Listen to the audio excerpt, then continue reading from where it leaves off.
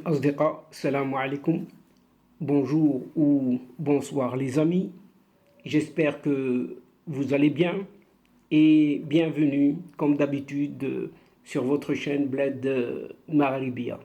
Pour ma part, je suis ravi et heureux comme toujours de vous retrouver. Cette vidéo vient vers vous pour vous relater ce qu'il en est plus exactement des relations actuelles entre le Maroc, la France et l'Europe. Et elle a pour titre emprunté un fameux rapport. Et ce titre, c'est pour en finir avec les schémas traditionnels.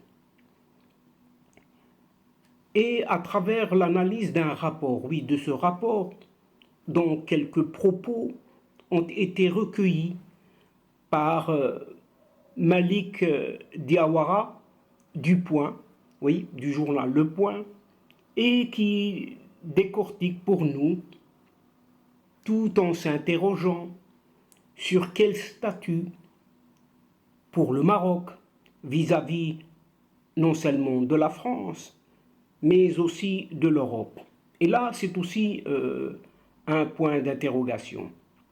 Et par cette question, donc à travers cette question, il nous explique ce rapport de l'Institut EGA, c'est-à-dire l'Institut d'études de géopolitique appliquée, qui interroge à son tour la réelle politique appliquée à cette Afrique. Et donc, chers amis, c'est peu, vraiment peu de dire que les relations entre la France, l'Union européenne et l'Afrique naviguent de plus en plus sur des eaux tumultueuses, pour ne pas dire en eau trouble. La raison? Eh bien, la raison, un environnement politique et économique en pleine mutation, dans un monde qui se fragmente, où les pays du Sud exigent de plus en plus de rapports équitables dans une logique, bien évidemment, gagnant-gagnant. Au vu de cette réalité, donc, la question que pose l'Institut d'études de géopolitique appliquée IEGA sur le statut du Maroc.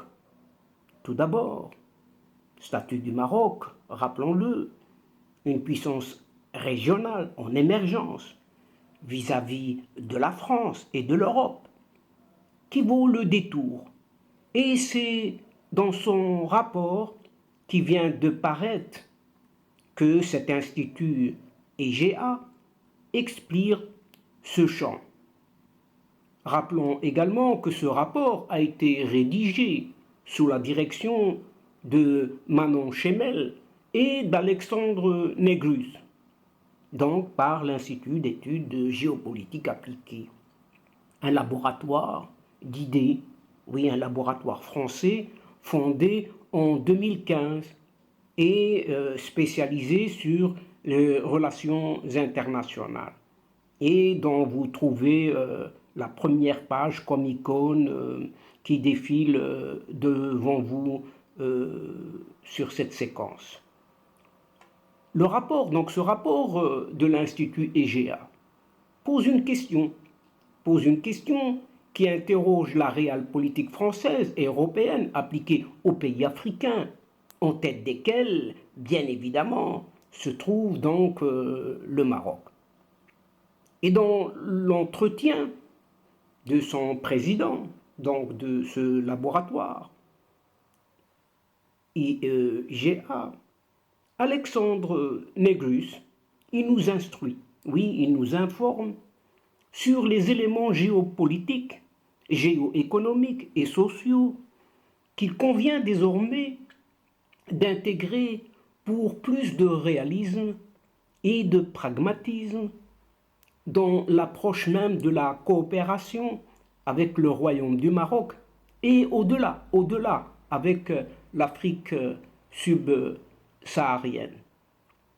Autrement dit, sur la nécessité tout simplement de sortir de certaines postures. Et dans ce cas précis, pourquoi est-il si pertinent aujourd'hui de préciser le statut du Maroc vis-à-vis de la France et de l'Europe? Encore un autre point d'interrogation.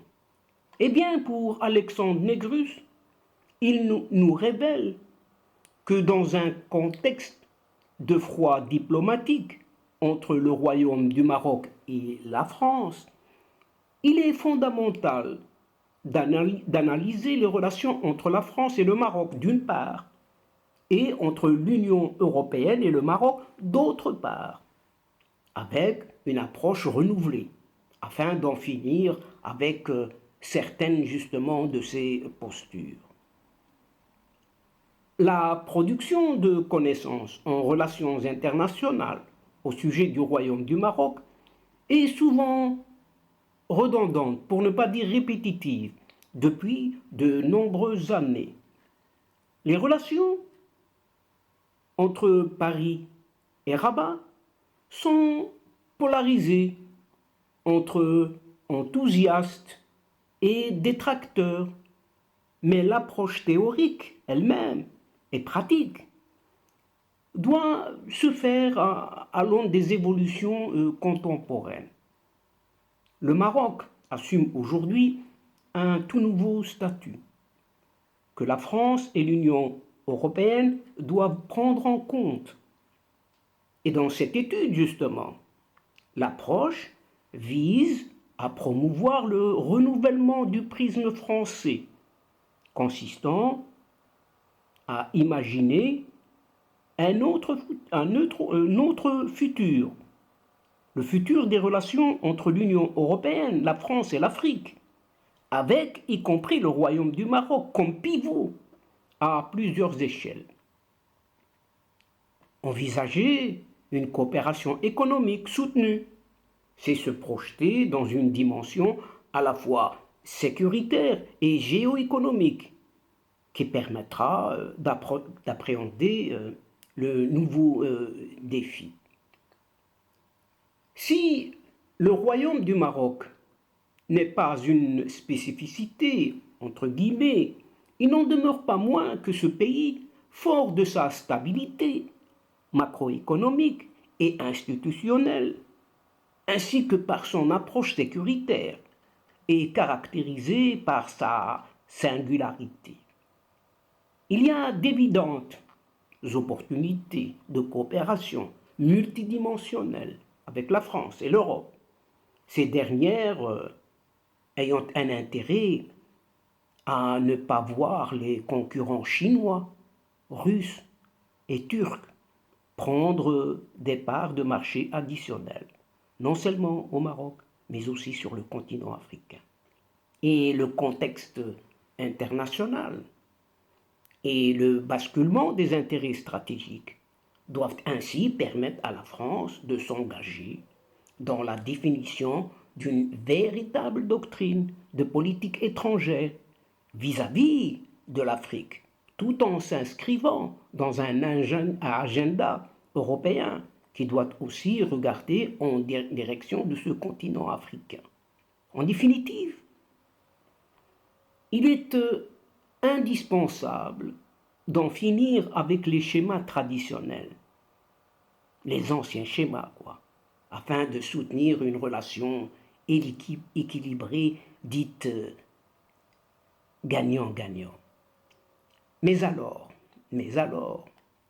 quels sont les domaines où, au-delà du constat, un simple constat, ici c'est le constat, une réflexion et des actions communes devraient être mises en œuvre entre le Maroc, la France et aussi l'Europe, bien évidemment. Eh bien, depuis plusieurs mois, le plus souvent mezza voce, donc en italien, ou à travers les médias, entre autres, une sorte de tension sourde, qui ne dit pas son nom, semble s'être installée entre Rabat et Paris, là où les deux pays semblait emprunter une trajectoire convergente depuis 2013 et la résolution de la dernière crise bilatérale avec plusieurs mois de brouille diplomatique.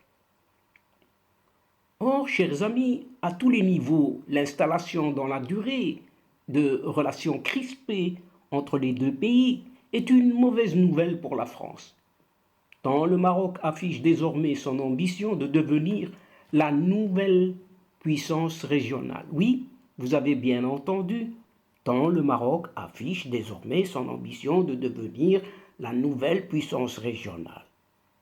Et aussi, le point d'entrée incontournable vers l'Afrique de l'Ouest francophone cette fois-ci. La question de la réduction drastique des visas, encore un autre problème, notamment constitue la pointe de discorde la plus visible et il est nécessaire pour plusieurs raisons de trouver une issue ou différent relatif à ce sujet. Les autorités françaises et marocaines devront dès lors rapidement régler cet épineux dossier qui entache une coopération plus large, qui est par ailleurs efficace dans nombre de domaines aussi. C'est notamment le cas en matière sécuritaire, où le Maroc se positionne comme un acteur clé dans la lutte contre le terrorisme, notamment, qui est l'une des priorités sécuritaires de la France. Et il est également essentiel à l'échelle européenne d'accentuer la coopération avec le Maroc, justement au sujet de la question migratoire. Les autorités françaises et européennes ont par le passé fait preuve d'une certaine désorganisation au sujet de la maîtrise des flux migratoires, car le partenaire marocain est très expérimenté à ce sujet et il gère d'importants flux migratoires, notamment intra-africains. Et ce rapport de IEGA ne manque pas de nous relater le soutien de l'Union européenne, qui doit être, donc ce soutien qui doit être à la hauteur de l'enjeu. Et sur ce sujet, il est nécessaire de réfléchir à des ajustements budgétaires correspondant à la réalité du terrain. Non seulement dans un contexte de mutations internationales engagées depuis plusieurs années et surtout accélérées par une double conjoncture de crise sanitaire mondiale relative au Covid-19 et surtout également de cette guerre en Ukraine, nombre de puissances émergentes tentent de saisir de nouvelles opportunités. Et chers amis, les défis sont nombreux entre sécurité, approvisionnement énergétique, environnement, migration et bonne gouvernance, entre autres choses ici. Une grille de lecture géoéconomique, dès lors, indispensable, dans la mesure où le Maroc se positionne comme une puissance émergente, ambitieuse, et dont la stabilité est une garantie pour la France et l'Union européenne. Mais la France et l'Union européenne, justement, ne peuvent prétendre à des parts de marché, notamment en Afrique de l'Ouest francophone, sans qu'il y ait une contrepartie à la hauteur pour les autorités marocaines. Et l'Afrique, comme marché d'avenir pour l'Europe, serait un positionnement français et européen bien prétentieux si les contreparties ne s'équilibrent pas dans le cadre d'une relation d'équité où chaque partie donne et reçoit dans un intérêt commun.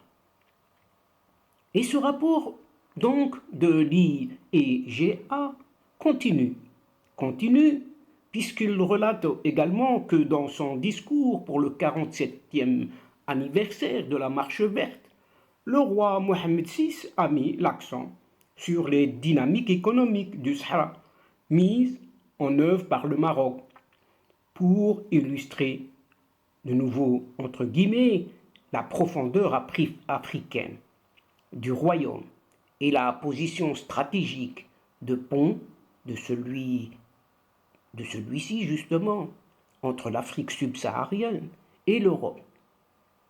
Alors, pourquoi la France et l'Europe doivent-elles être attentives à cette évolution géoéconomique à forte portée géopolitique? Et ici, ce rapport apporte un début de réponse à travers cette évolution géoéconomique du royaume marocain, qui est une donnée fondamentale.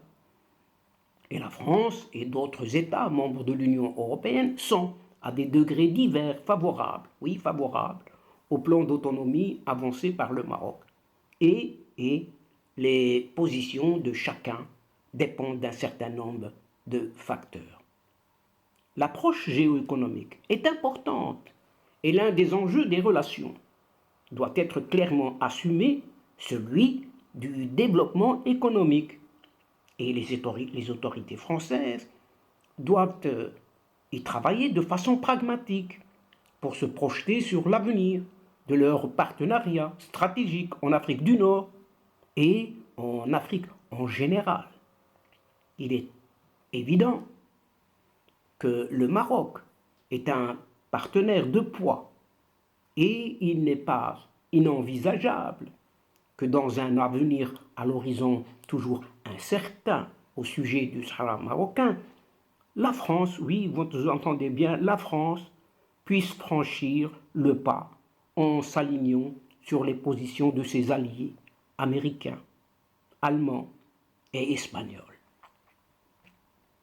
Il n'est pas non plus incohérent d'imaginer la France faire valoir une position moins explicite, ce qui serait en revanche à son désavantage complet, car ne réglerait pas la situation et affecterait davantage ses intérêts à long terme. En définitive, chers amis, il convient de ne pas s'enthousiasmer à l'idée d'un scénario relatif à la future position française, car de nombreux facteurs politiques et stratégiques s'entremêlent toujours et encore. Les scénarios pessimistes sont également à bannir, et la question centrale est de savoir ce que chaque partie attend l'une de l'autre.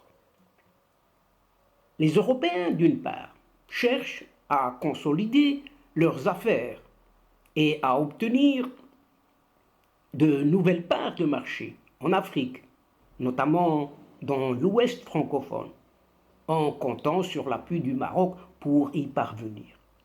D'autre part, le Maroc, quant à lui, qui consolide son économie et émerge en tant que puissance, attend une considération plus représentative et équilibrée de ce qu'elle permet à ses partenaires. Et la crise énergétique et la volonté européenne de diversifier ses approvisionnements dans un contexte de guerre en Ukraine, qui redistribue nombre de cartes en ce moment. Le déplacement du président français, oui, en Algérie, rappelons-le, a fait couler beaucoup d'encre ces dernières semaines, car c'est l'un des faits les plus intéressants.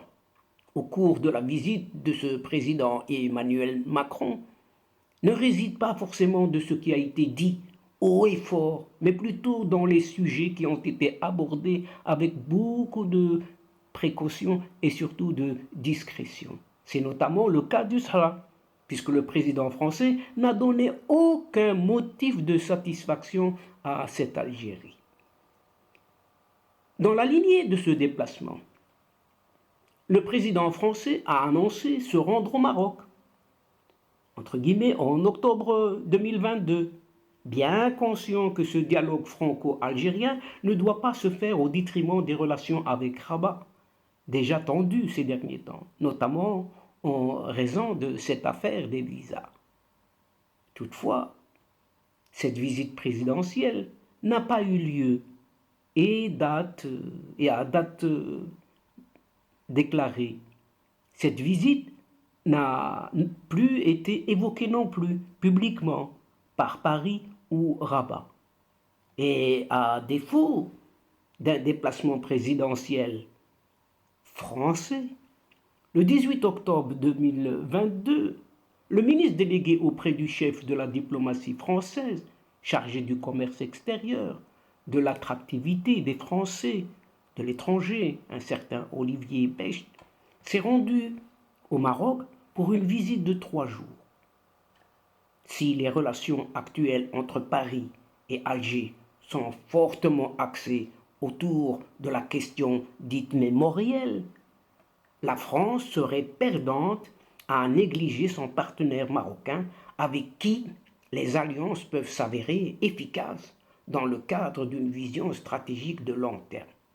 D'autant plus que le Maroc dispose d'une situation géographique avantageuse en tant que façade atlantique et méditerranéenne, et considérer le seul besoin gazier de la France serait donc une vision court-termiste et surtout dangereuse. La diplomatie française aurait à gagner à analyser en profondeur son calcul entre alliance de circonstances et alliance historique et stratégique à l'horizon lointain.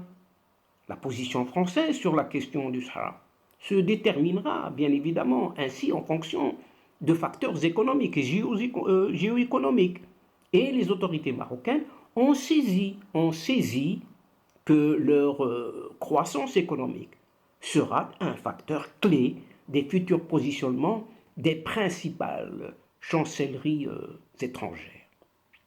Ainsi, chers amis, quel serait le bon dosage de la France et de l'Europe qui permettrait d'enrichir l'espace économique Europe-Méditerranée-Afrique dans une logique gagnant-gagnant, bien évidemment, de création de chaînes de valeur complémentaires dans le respect des contraintes imposées par la volonté de contenir le réchauffement de la planète, entre autres.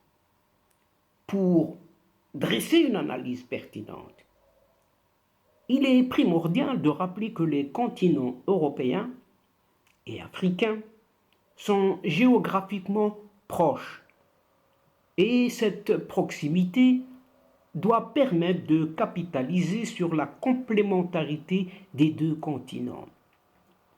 Les économies du Nord sont certes matures, mais elles sont vieillissantes. Et les économies du Sud sont jeunes et en pleine croissance. Il reste donc à organiser cette relation verticale entre Europe, Méditerranée et Afrique. Le continent africain a besoin lui aussi de s'appuyer sur des partenariats avec l'Europe et les Européens, ont autant de besoins les uns que les autres et de cette Afrique.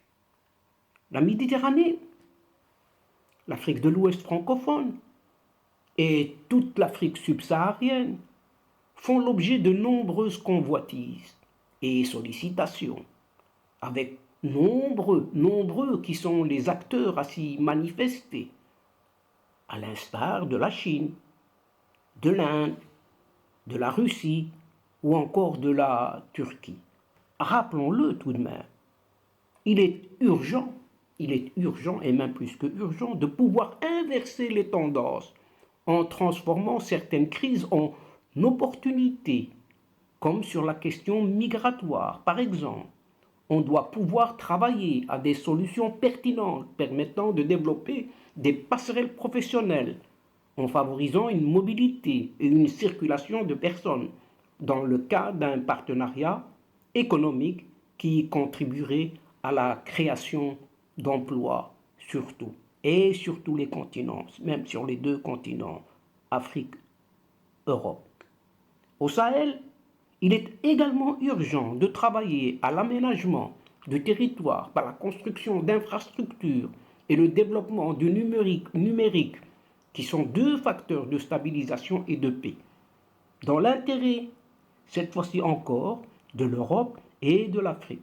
Tout cela doit se faire évidemment dans le respect des normes environnementales. Et c'est là aussi un sujet au cœur de l'avenir de la coopération Europe-Méditerranée-Afrique.